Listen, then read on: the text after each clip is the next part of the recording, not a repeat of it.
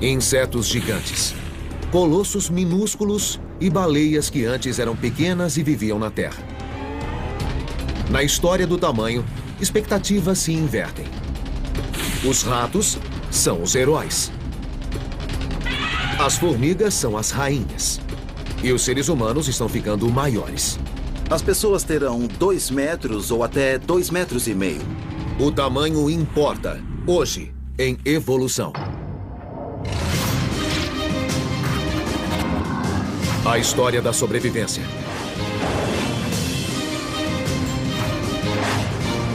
Evolução. E se existisse um mundo onde os animais grandes fossem pequenos? E os animais pequenos fossem grandes?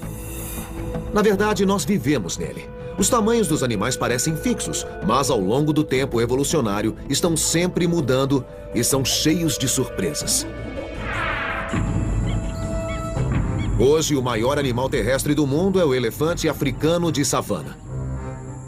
O maior tem 4 metros de altura e pesa 11 mil quilos. As formigas que fervilham no chão são bem menores, é claro, e pesam menos de 1 grama. Os elefantes pesam mais que as formigas, certo? Errado. A biomassa é a soma total do peso de um grupo de animais ou plantas. O incrível é que a biomassa das formigas corresponde a 20% da biomassa de todos os outros animais terrestres. Embora cada formiga seja minúscula. De fato, as formigas dão de 10 a 1 nos elefantes. A biomassa destes é 3 milhões de toneladas e a das formigas, 33 milhões. Peso, comprimento, altura. Nada é fixo. Nada é certo. O tamanho muda porque é capaz de determinar o destino de um animal. Para os animais, o tamanho importa. Faz diferença em todas as interações com outros organismos. Faz diferença em como vivem em seu ambiente. Afeta quanto precisam se alimentar, do que podem se alimentar e afeta quem se alimenta deles. Tudo depende do tamanho. A história do tamanho é uma série interminável de episódios de ficção científica. Insetos grandes como aves. Parentes de elefante pequenos como pôneis. A única diferença é que essas histórias são fatos científicos. Adoraria ter um mamute em casa.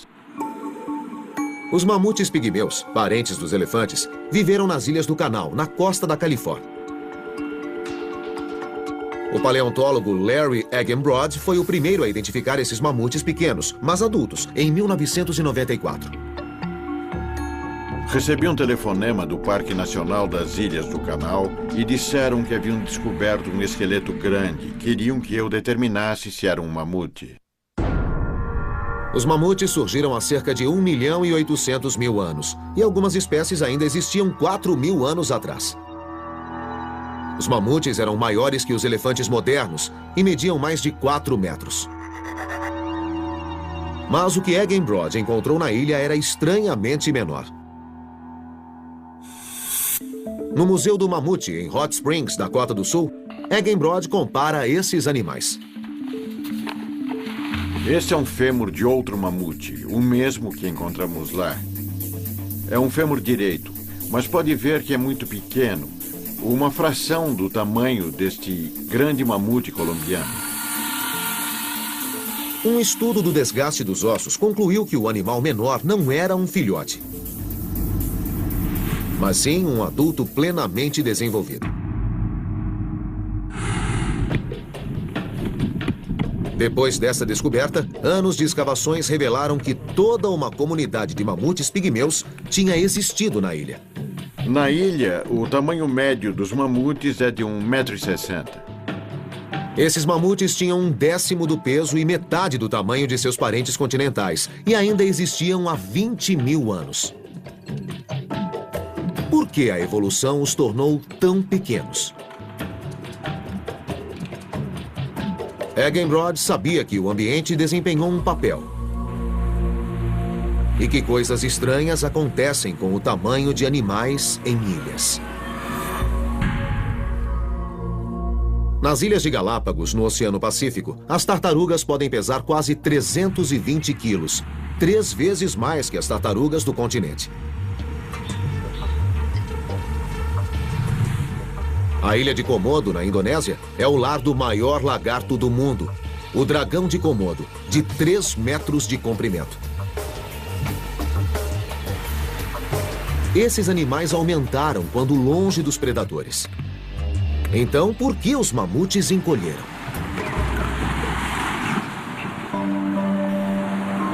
Eggenbrod buscou pistas na história da ilha.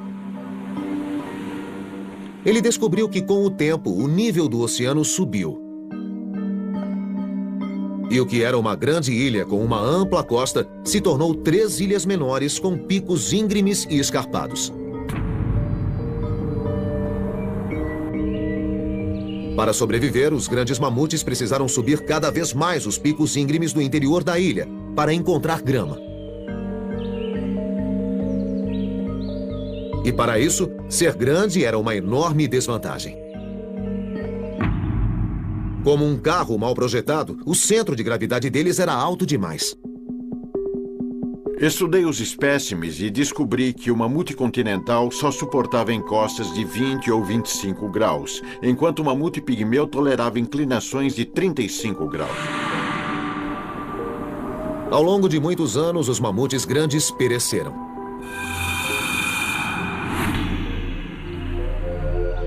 Os menores sobreviveram, se reproduziram e criaram gerações ainda menores. Até que só restaram os pigmeus. Em termos evolucionários, trata-se de uma adaptação. A ilha selecionou um animal menor capaz de alcançar os pastos altos. Como acontece com todos os animais, o tamanho dos mamutes pigmeus foi determinado por uma complexa rede de fatores. Nessa ilha, a oferta de alimentos e o terreno bastaram para tornar a massa deles 1/10 da original.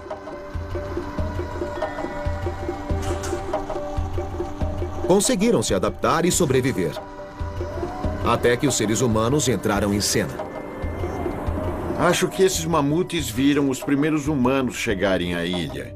E essas primeiras pessoas viram uma fonte de carne que era controlável.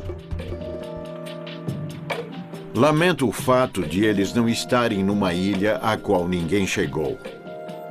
Eles ainda existiam na ilha Wrangel há 3.700 anos, quando os egípcios recolhiam rochas para fazer as pirâmides.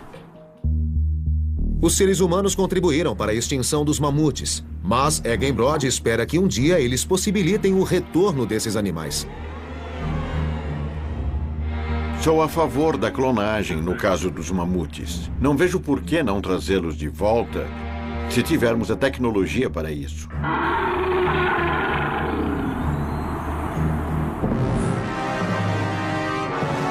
Tudo o que você imaginou em seus piores pesadelos agora se tornou realidade. Esse anúncio de um velho filme de ficção científica mostra uma abelha do tamanho de um carro. O que ela está fazendo? Está nos prendendo. Os insetos nunca foram tão grandes. Mas registros fósseis de 260 milhões de anos atrás mostram que realmente existiram insetos como a meganeura, ancestral da libélula, voando com asas de quase 1 metro. O artropleura, de 2 metros de comprimento, ancestral dos diplópodes. E efeméridas gigantes, com mais de 30 centímetros, maiores que um pássaro. Os insetos ficaram maiores devido a um excesso de oxigênio na natureza. Agora, num laboratório no Arizona, o paleontólogo John Vandenbrooks tenta tornar os insetos maiores. De novo.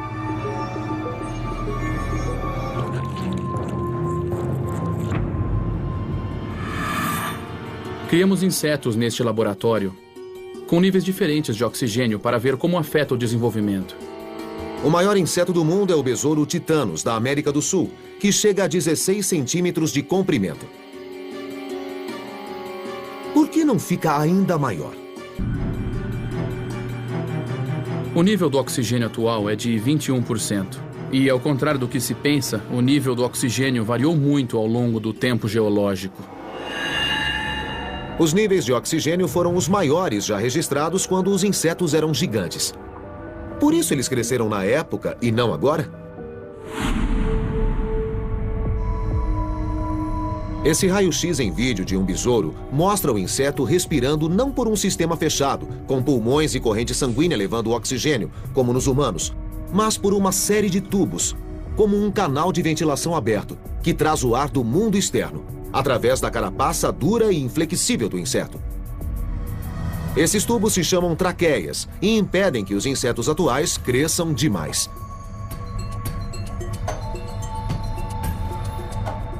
Possuindo um corpo maior, aquela região onde ficam tanto a traqueia quanto as estruturas respiratórias do inseto também aumentam.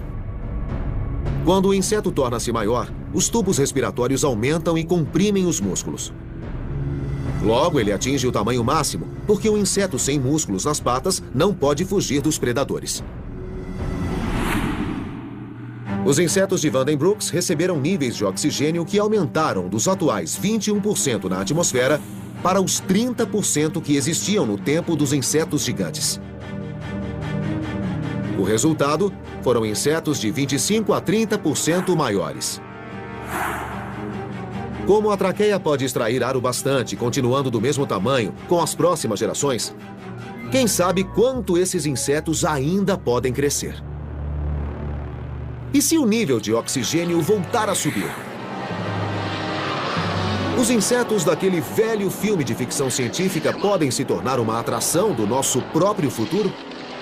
A resposta é: provavelmente não.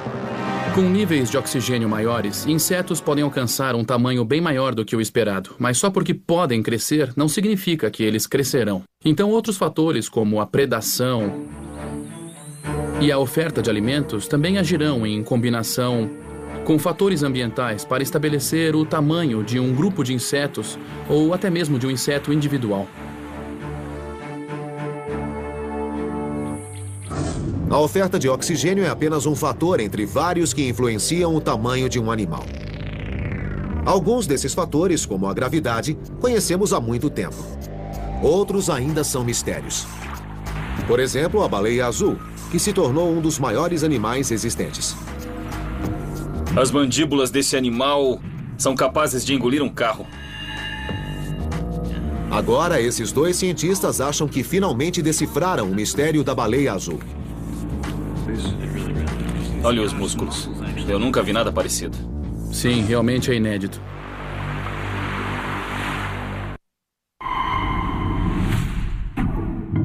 Ao enfrentar os desafios de seu ambiente em mutação, animais encolheram e aumentaram de tamanho com o tempo, como as imagens numa casa de espelhos.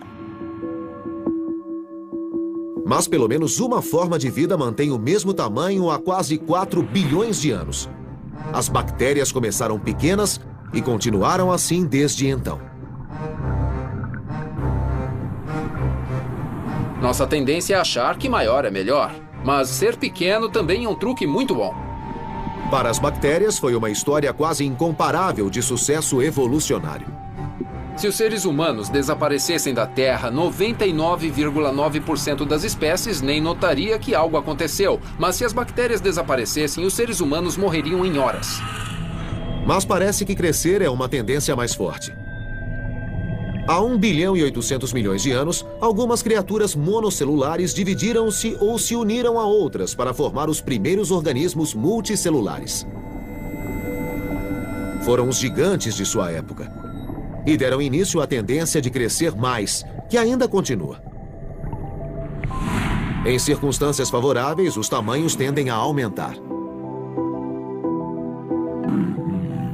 Um motivo pelo qual os animais aumentam ao longo da evolução é porque uma espécie compete com outra. E as grandes sempre ganham, as pequenas sempre perdem. As maiores procriam mais e as menores procriam menos. E assim, com o tempo, temos uma progressão de animais menores para animais maiores. E é o que vemos em vários grupos diferentes. O oceano oferece chances maiores para que alguns animais cresçam, porque a flutuação da água diminui a força da gravidade. E uma espécie aquática cresceu ao longo de milhões de anos até alcançar um tamanho tão incrível que até os cientistas penam para compreender como sobrevivem. A baleia azul. Um dos maiores animais existentes. As baleias nem sempre foram grandes, e de fato seus ancestrais nem viviam no mar. As baleias começaram em terra. Os ancestrais das baleias eram criaturas parecidas com cães, mas aparentadas com os hipopótamos. E voltaram para a água provavelmente para se alimentar de peixes. Milhões de anos de adaptação depois, as baleias modernas surgiram agora totalmente aquáticas. Tinham tamanho equivalente ao dos golfinhos, até que repentinamente passaram por um misterioso crescimento. Assim, com 7 milhões de anos, as baleias ficaram imensas, elas ficaram gigantes. Não sabemos por que isso aconteceu. É um grande mistério. O mistério de por que as baleias cresceram é apenas um dos muitos que intrigam os cientistas. Ninguém jamais entendeu como essas criaturas colossais, tão pesadas quanto a Estátua da Liberdade e quase tão altas, sobrevivem com uma dieta à base de um dos menores organismos do oceano. Algumas das maiores espécies de baleias se especializaram nos crios, pequenos crustáceos existentes em toda a coluna de água. Jeremy Goldbogen e Nick Pyenson, biólogos da Universidade da Colômbia Britânica, em Vancouver, acreditam que estão perto de desvendar os segredos das baleias. Como se alimentam e como cresceram. Começaram com uma certeza. As baleias têm de comer. Animais muito grandes também precisam de grandes fontes de alimento. É uma lei básica da física. Quem tem uma grande massa corpórea precisa comer muito só para poder sustentar essa massa.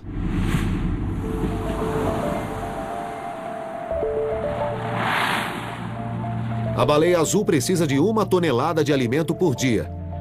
Ela se alimenta na superfície, abrindo a boca para engolir até 68 mil litros de água de uma vez. O equivalente a 30 ofurôs. A baleia então expele a água de volta para o mar, mantendo os crios na boca.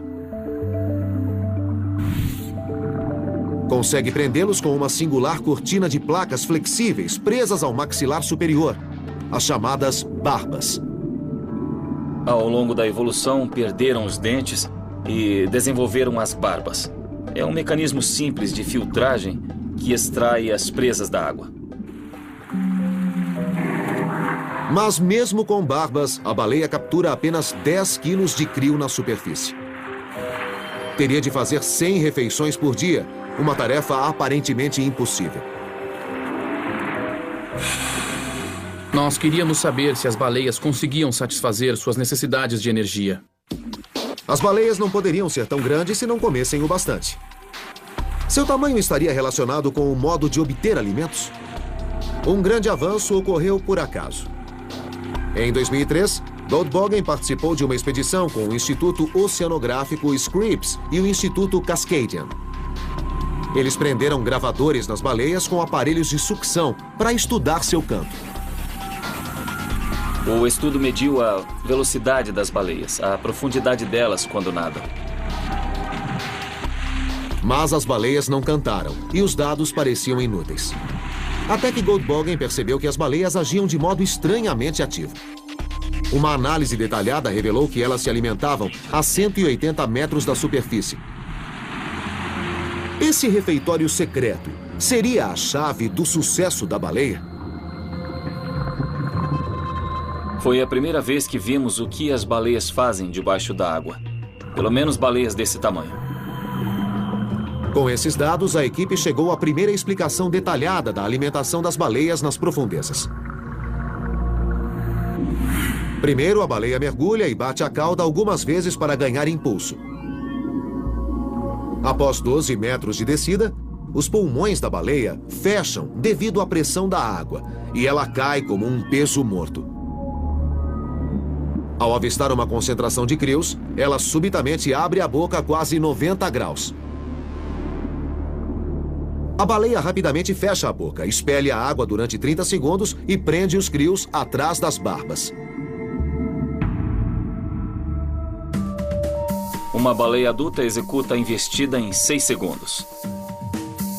Leva 3 segundos para abrir e 3 segundos para fechar as mandíbulas. Essa é apenas metade da técnica. A segunda envolve uma grande cavidade que se abre sob o maxilar inferior. É semelhante ao que nós temos aqui sob o queixo. O tecido das baleias vai do queixo até chegar aqui no umbigo.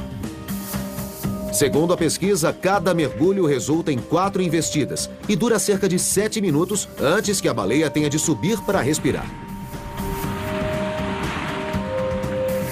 Só no Oceano Antártico, o crio tem biomassa de 500 milhões de toneladas, o dobro da humana, e é encontrado nos oceanos do mundo todo.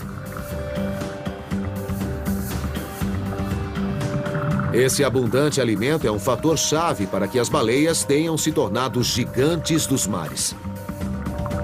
Com densos grupos de crios disponíveis a 180 metros da superfície, mesmo ingerindo apenas 10 quilos por mordida, as baleias podem conseguir o alimento necessário em apenas 4 horas por dia, o que lhes deixa muito tempo para cantar. A equipe acha que o desenvolvimento de barbas e desse estilo de alimentação pode explicar o crescimento rápido e misterioso das baleias há 5 ou 7 milhões de anos.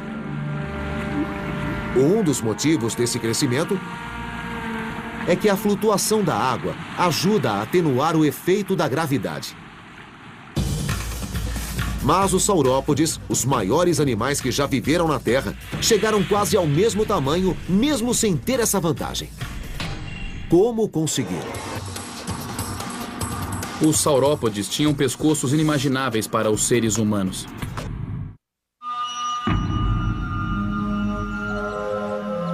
Em termos de tamanho, nada na Terra jamais superou os saurópodes.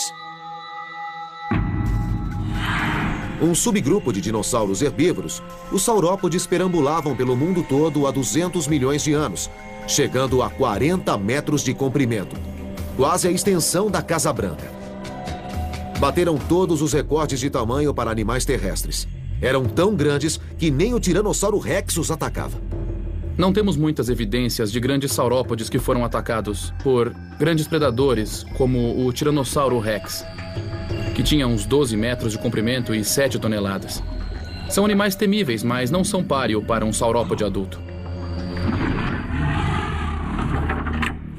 Essas feras eram tão maiores que tudo que já tinha vivido na Terra, que os cientistas sabiam que a combinação de fatores que as produziram devia ser única.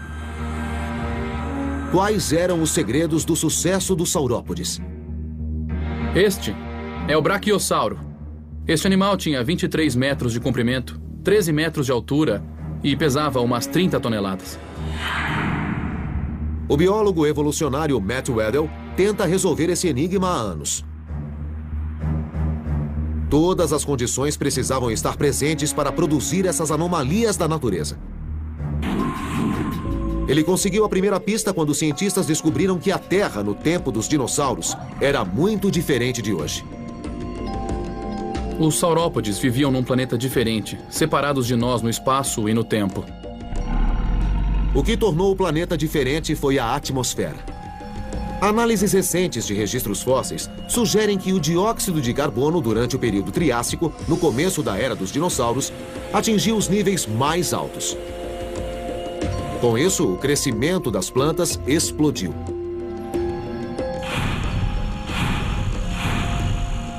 Quando as plantas crescem nessas condições, elas praticamente dobram de tamanho.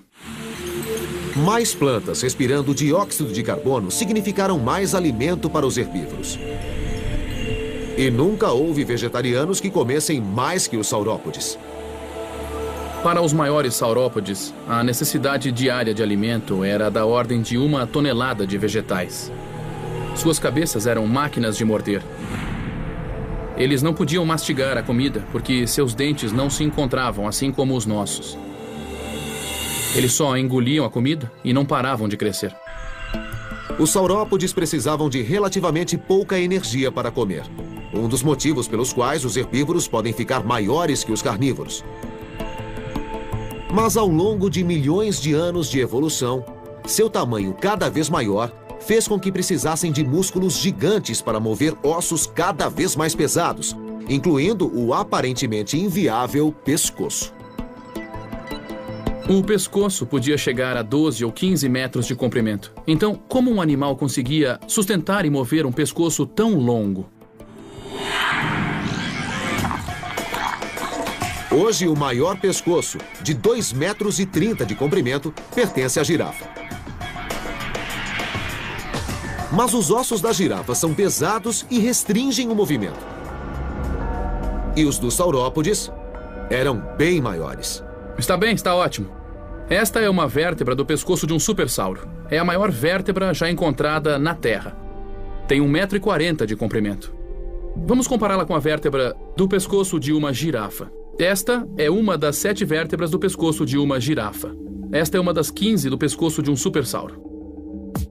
Se os ossos do pescoço do saurópode fossem tão densos quanto os da girafa, as 15 vértebras do supersauro pesariam quase 5.000 quilos.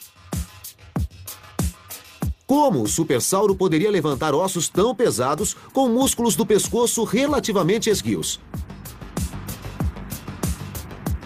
Como seus ossos se tornaram rocha fossilizada, não se sabe quanto pesavam. Mas o Weddell soube que o pós-graduando Brooks Britt, da Universidade de Brigham Young, em Utah, usava tomografia para estudar ossos de dinossauro. Britt sugeriu que o Weddell examinasse os ossos do pescoço para ver se mudanças sutis na rocha fossilizada revelariam a estrutura original dos ossos. Nunca ninguém escaneou uma vértebra de um diplodoco em estado tão bom. A tomografia computadorizada oferecerá a primeira visão do interior de um osso de diplodoco de 145 milhões de anos. As diferentes densidades da rocha dentro do osso são invisíveis a olho nu, mas a tomografia revela que os ossos em vida eram levíssimos. Há cavidades por toda parte. Assim como pneus, os ossos são pneumáticos. Contém de 60% a 70% de ar. Weddell suspeita que, além de leves e fáceis de erguer, os ossos também ajudavam a levar oxigênio diretamente aos músculos, graças a um sistema de sacos de ar ao longo do pescoço, semelhante aos das aves de hoje. Os saurópodes provavelmente eram 10% mais leves por causa disso. Esses efeitos influenciam toda a biologia do animal. Ele não precisa de tanto oxigênio. Cresce mais rápido porque não precisa de tanta massa. Apesar de ocos, os ossos do pescoço eram fortes. O uso de espaços aerados é comum na engenharia. Dos tênis aos braços de guindastes, fortes e longos como um pescoço. O material que é substituído não serve a nenhum propósito estrutural. Os carneiros selvagens batem as cabeças a altas velocidades com uma força enorme. Mas os chifres são pneumáticos, e pneumático não significa fraco. Os saurópodes conseguiram a combinação perfeita para se tornarem uma anomalia. Ossos ocos, bastante comida e tamanho enorme para afastar predadores. Tinham todas as vantagens. Havia dinossauros por toda parte. Grandes, pequenos, carnívoros, herbívoros, e tudo ia muito bem porque estavam bem adaptados ao ambiente, mas de repente as regras mudaram. Há 65 milhões de anos, com uma energia equivalente a 100 milhões de toneladas de TNT, um asteroide encerrou de modo súbito e chocante o reinado dos dinossauros.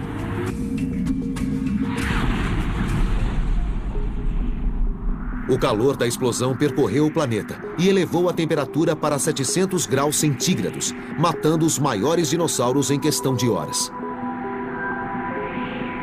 O mundo se tornou um imenso forno e sua abundante vegetação foi extinta. Todos os animais grandes estavam em desvantagem porque precisavam de muita comida e havia restado pouca. Eles não puderam sobreviver. Mas os mamíferos estavam em grande vantagem porque eram pequenos.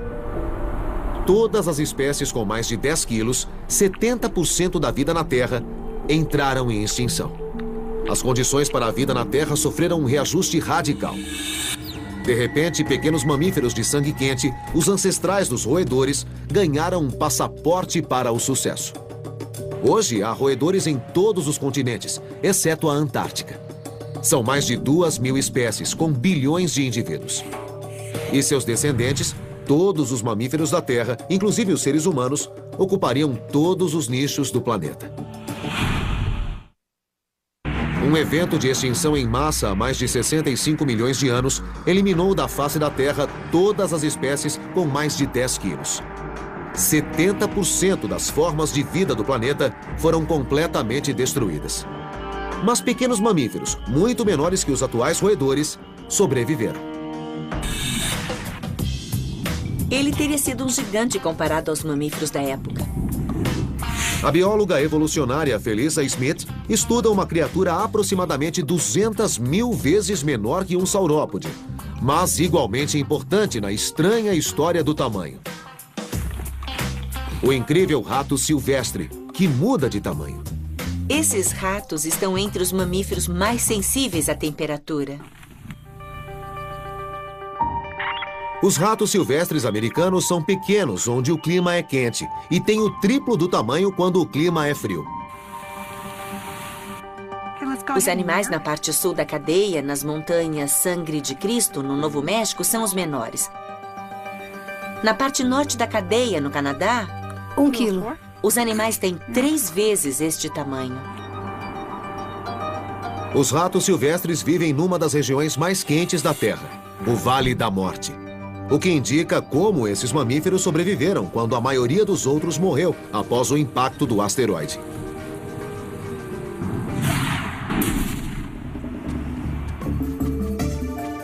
No Vale da Morte, durante 3 meses, a temperatura é acima de letal. Então, como os animais sobrevivem? Eles são noturnos, mas isso não ajuda muito quando a temperatura à noite é de 48 graus, ainda acima de letal.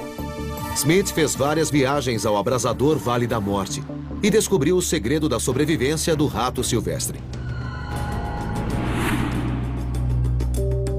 Os animais constroem enormes tocas. Descobrimos, para nossa surpresa, que cavando túneis profundos, alguns desses animais chegavam a um lugar do outro lado, 20 graus centígrados mais fresco que o exterior.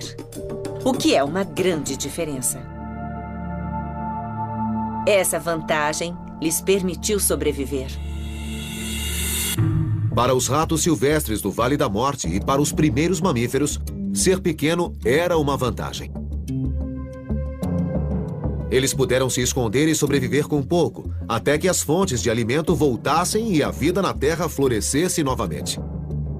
Os mamíferos se ramificaram em milhares de espécies, de leopardos, coelhos, a seres humanos. E 3/4 dessas espécies aumentaram de tamanho com o tempo. Quando estudamos a sequência de fósseis, vemos que em várias espécies os animais se tornaram cada vez maiores. Não diria em todos os grupos, mas em vários deles. Por exemplo, os cavalos na América do Norte têm um registro fóssil que documenta o aumento de tamanho ao longo de dezenas de milhões de anos. No sentido evolutivo, a seleção sempre é para tamanhos maiores.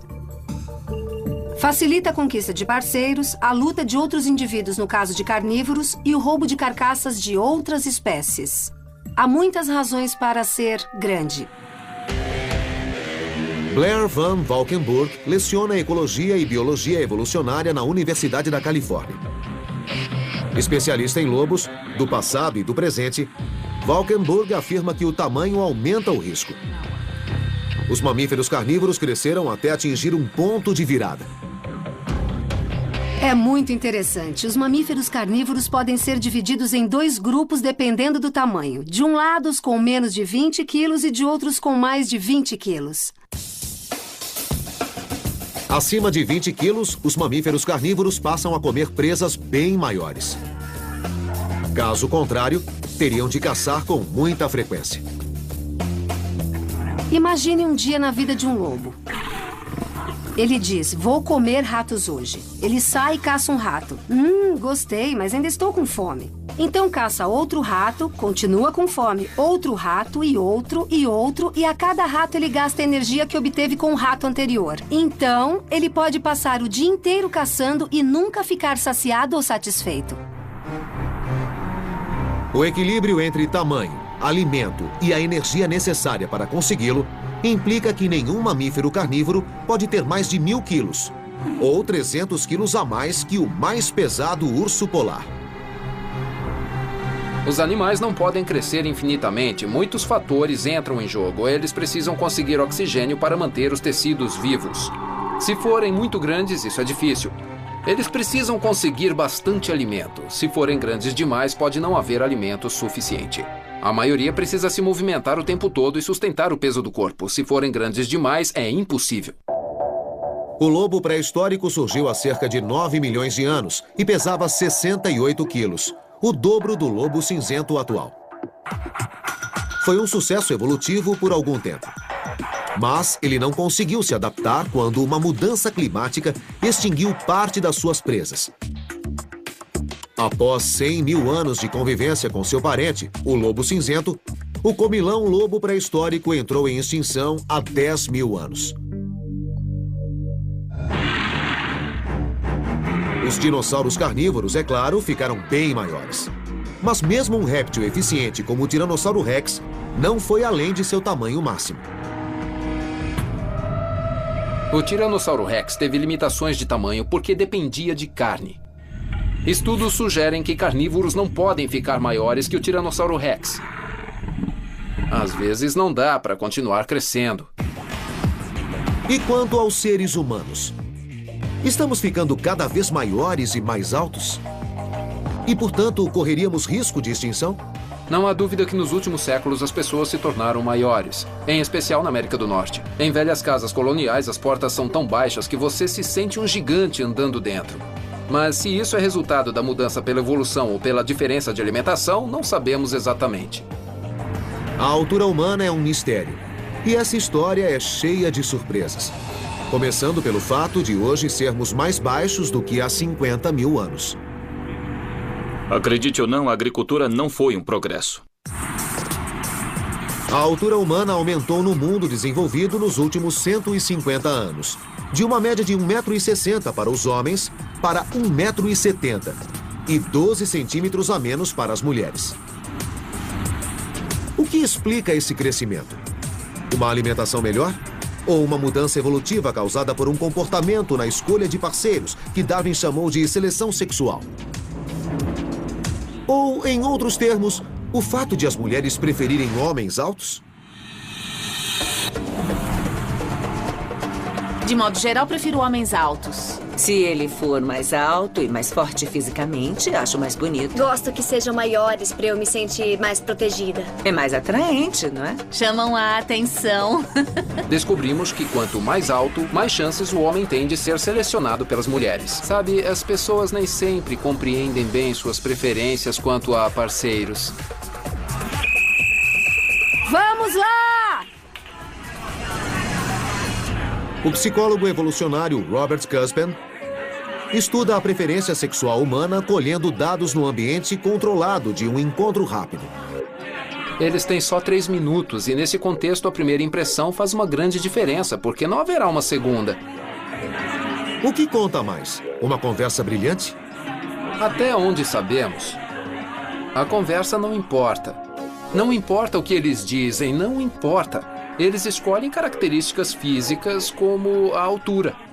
Em escolhas influenciadas pela evolução ao longo de milhões de anos, os homens desejam mulheres com índice baixo de massa corpórea, as magras.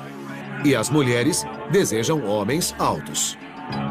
Assim como no mundo animal, quando procuram um parceiro, as pessoas procuram traços relacionados com um bom DNA. Descobrimos que quanto mais alto, mais chances o homem tem de ser selecionado pelas mulheres. Um estudo recente feito com uma classe de West Point mostrou que quanto mais alto o homem, mais filhos ele tem, principalmente por casar uma segunda vez. No mundo todo, a história parece ser a mesma.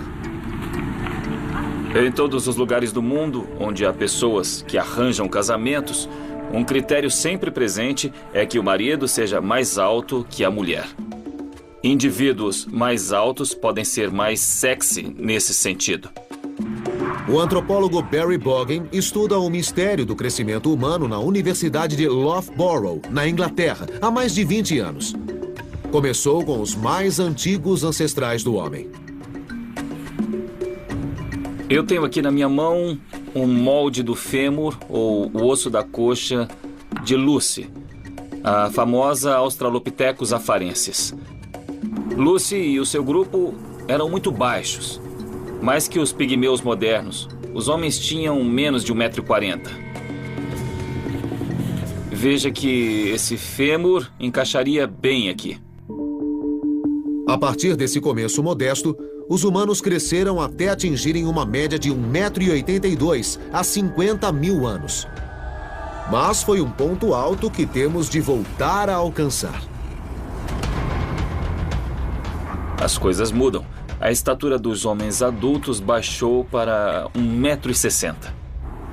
O que causou essa reviravolta? Como em outros episódios da história do tamanho, uma mudança no ambiente eliminou os alimentos dos humanos e os forçou a buscar novas fontes. As pessoas não comiam tão bem. Seres humanos que antes caçavam e recolhiam os alimentos não encontravam o bastante e começaram a colher alimentos que cresciam nas pilhas de lixo. As sementes brotaram e eles disseram: "Ei, nós podemos comer parte do lixo." Foi o começo da agricultura e durante muito tempo foi um desastre. Acredite ou não, a agricultura não foi um progresso. A agricultura diminuiu a variedade dos alimentos consumidos, o que resultou em deficiências nutricionais e também em pessoas menores. A nutrição continuaria deficiente e a altura limitada até o final do século XIX, quando alimentos de maior qualidade, melhores condições sanitárias e sistemas de saúde libertaram a altura humana. Crescemos rápido.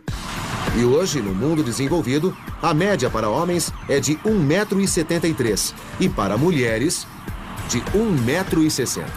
Não é um recorde, mas a maior altura na era moderna. E essa tendência deve continuar. Tudo parece favorável para que os humanos continuem a crescer. A nutrição, a seleção sexual e a tendência dos mamíferos de aumentar de tamanho. Então, no futuro, seremos uma terra de gigantes? Daqui a 200 ou 300 anos, a espécie humana pode ter 2 metros, talvez até 2,5 metros. É difícil acreditar, mas o fato é que os humanos estão ficando mais altos a cada geração. É uma combinação de nutrição e genes, mas que está tornando toda a nossa espécie maior do que era. Mas nem todos concordam. Teremos mais de 2 metros ou 2,5 metros? Eu duvido disso. Há um limite para a altura humana saudável. Boggin frisa que hoje pessoas com mais de 2 metros têm problemas médicos associados à altura. Para ele, a maior altura média que podemos alcançar com segurança é 1,85 m para homens e 1,70 m para mulheres. Se eu viver mais de 100 anos, pode voltar e perguntar se eu estava certo ou errado.